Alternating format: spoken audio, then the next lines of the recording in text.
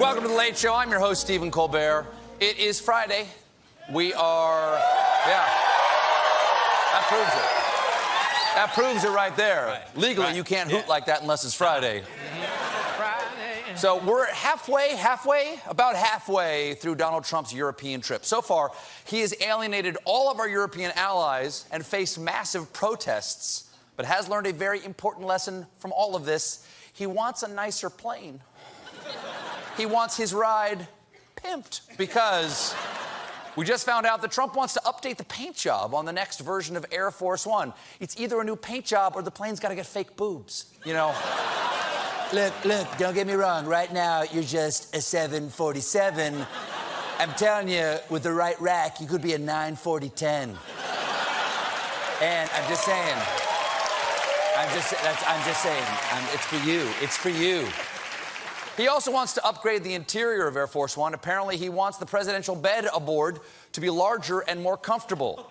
Mr. President, we all struggle with our weight from time to time, but you're in serious trouble if you're outgrowing a plane. Of course, before Trump left on his stupid, ugly plane, he announced his pick for the Supreme Court, federal judge and man who just sliced off his thumb at the barbecue but insists he's fine. Brett Kavanaugh. Now, a lot of people are afraid that Kavanaugh is the vote that's going to overturn Roe v. Wade and a lot of other stuff. So Democrats are doing anything they can to stop his confirmation. Have they thought about building a time machine and having him be nominated by Barack Obama? Because that would stop it. They're sifting through hundreds of thousands of pages of opinions and records, and they think they have found their scandal. Because it turns out Brett Kavanaugh racked up huge credit card debt buying Washington Nationals tickets. That is... That scandal is so boring, we're calling it nothing. We didn't even come up with the thing. What is that? What is that? It's the most boring political scandal since 1966 when Lyndon Johnson didn't leave a penny.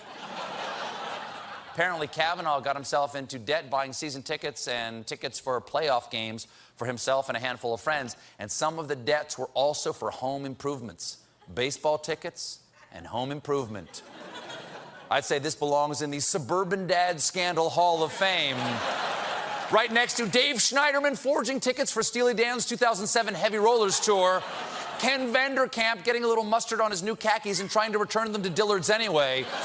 And the time Mark O'Neill spent $1,200 on home brewing equipment and never even learned how to use it.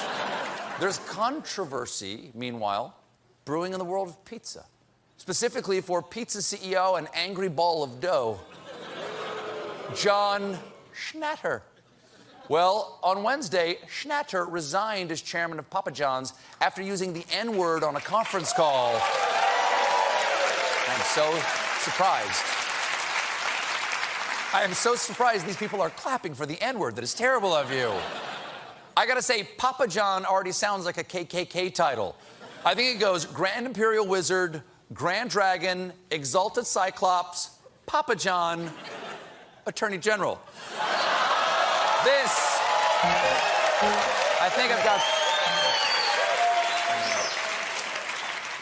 This is an ugly story, obviously, but the weird part is that Schnatter actually used the racial slur while participating in a role-playing exercise designed to prevent public relations crises. That's pretty ironic. It's the equivalent of reaching for your safety belt, losing control of your car, then saying the N-word on a conference call.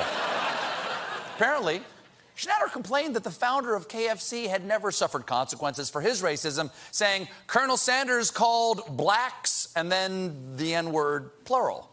Wow. You know it's not good when blacks is the second most offensive word in your 5-word sentence. And you're not going to get a lot of sympathy when you say you should be treated like a guy who dressed like a Confederate colonel. Robert E. Lee never got in trouble for being racist. What gives? And his daughter Sarah makes that delicious pound cake.